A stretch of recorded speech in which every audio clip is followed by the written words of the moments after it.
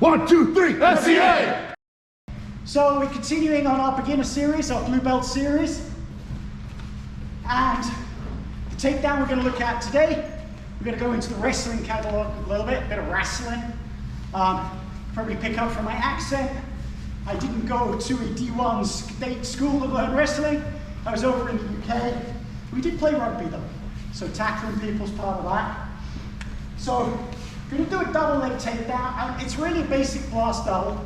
I'm never going to pretend to be a high level wrestler or have advanced level techniques. There's a couple of focal points for me with this technique. One, if we're already in contact and connected and he's got a grip on my gi, this is not a good time for me to try and drop levels and grab his legs. He's got control of me. So this is a move that's going to come from free flowing. Anytime there's a reset, when we're starting the match in the first place, it's also something, honestly for me, I don't go for a lot of open doubles from standing, but I do use the movement a hell of a lot in scrambles to reverse.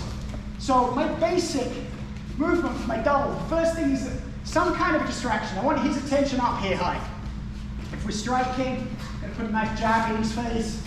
Even if we're just grappling, you know, making it tense that I'm gripping something high, just gets his attention up high, gets his elbows up a little bit, makes it harder for him to sprawl on me.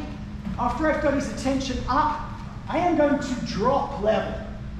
And it's literally a drop in level. I've got to get that drop to get in under his defense.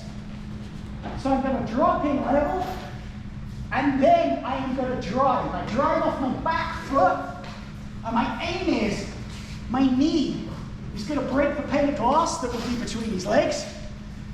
And my knee, I aim to have it hit the ground at about the same point as my chest hits my opponent. So I'm transferring that energy into my opponent.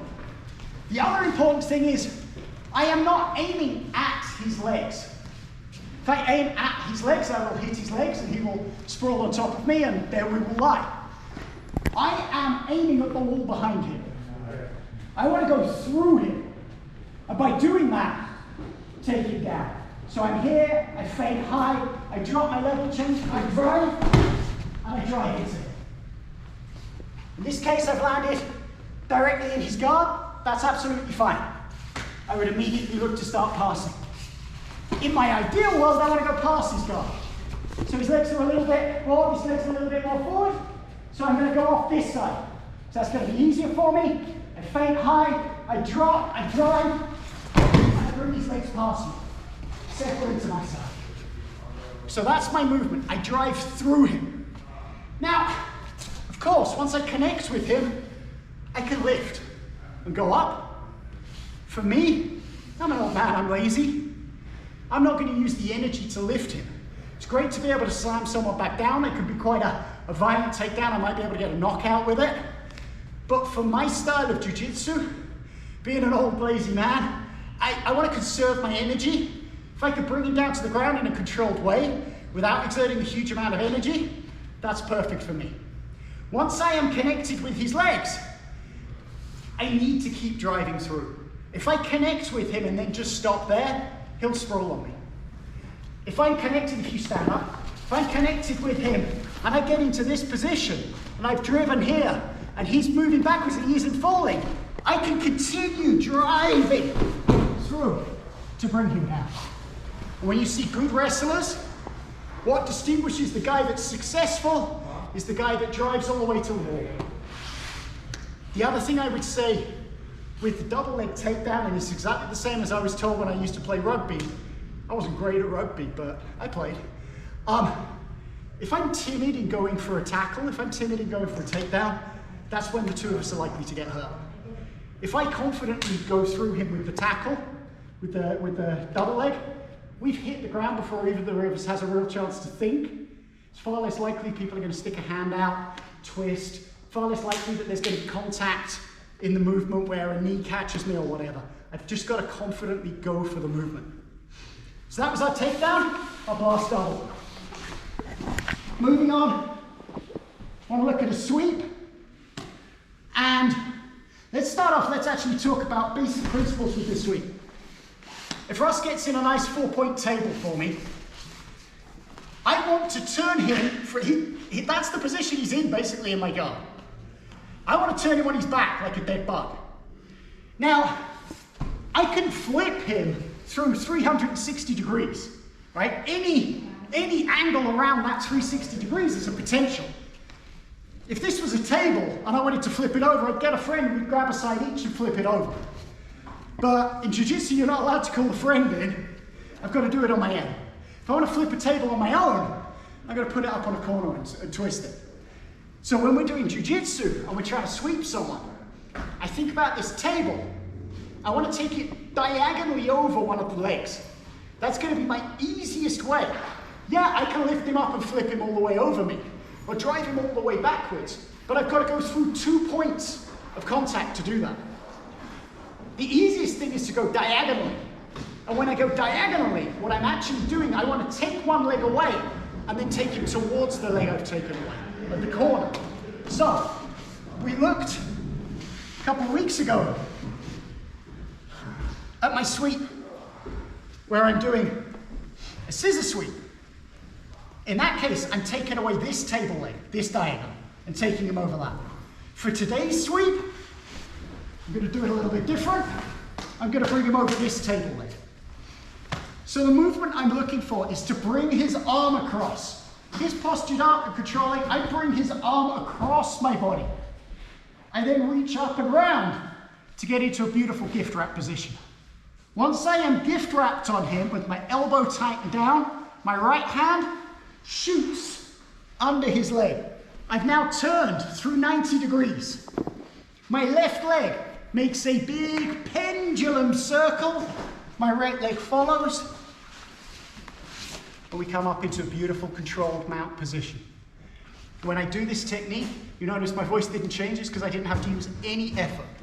The point at which I start to get this sweep going, popped it in and across here. The point at which I get to here, I've reached a perfect balance point. Anything further than that, Russ's body weight's going to bring us both over.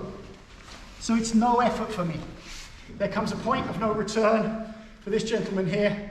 When people do this to me, that's the point I typically start laughing because I realize, yeah, I screwed up and they got me. So that's a really nice, powerful sweep. I love to go for it off the gift wrap. It's not always possible to get a tight gift wrap. I can also get a grip up here in the armpit. I also hit the same sweep when I'm going for chokes with this wrapped around. It's the same thing. Going for a choke here, he brings his arm inside to defend. I've got this same control position that allows me to get in and under and pendulum. The other thing that we looked at today was arm bars. And I wanted to look today at the kind of the quick arm bar where you just throw your legs up. So in this situation, I would love to get his arm all the way across my body. He's probably not going to let me. In reality, as long as his elbow is inside my hip line, I could go for this. I've got him controlled down. I start popping my hip out to the side. I've got this arm controlled down. I'm going to swap hands. This arm's locked in pretty nicely now. I'm going to take my right arm, same thing again. I go under his leg. My left hand is behind his head, holding it down. This is what's locking this arm in place. And my legs just brush up past his head, close together, raise my hips for the armbar. If he drives hard into me, he may well fall over, which is fine. I just finished the armbar here. The final thing we looked at today was really the same concept, but now I'm mounted. So I'm mounted and I'm working, I'm looking for a choke. At some point I've managed to control his elbow to get it inside my hip line. At this point, I am going to transfer my weight to my hands, as if I'm going to do like a CPR chest compression. And I am just going to transfer my weight to his chest for a moment. My hip is controlling his elbow in, and I just pop and twist and go straight for my armbar. This is a smooth technique. We practice it slowly and smoothly, being able to take my leg in a circle. A lot of people, when they first try and do it, they get to here and their leg just gets stuck. So it's about being able to transfer my weight and float round. And once we get good at this, the way that this works really nicely is it becomes a very quick technique. So I'm here, we're working, I'm looking for chokes, he's defending, and I just drive and go. So it becomes a very quick technique, but to be able to do it quickly, we have to be able to do it smoothly. To be able to do it smoothly, we practice it slowly. Build up the pace. If we start off by going for pace, we'll have holes in it, it'll fall apart. If we start off by going for control and smoothness, the pace will come. And that was the key techniques that we learned. So off the blue belt curriculum, blast double is one technique. The pendulum sweep is another technique. The armbar from the guard is another technique. The armbar from mount is another technique. So we had 4 techniques off the blue belt curriculum that we covered tonight. Thanks for helping me out. Good training. Thank you.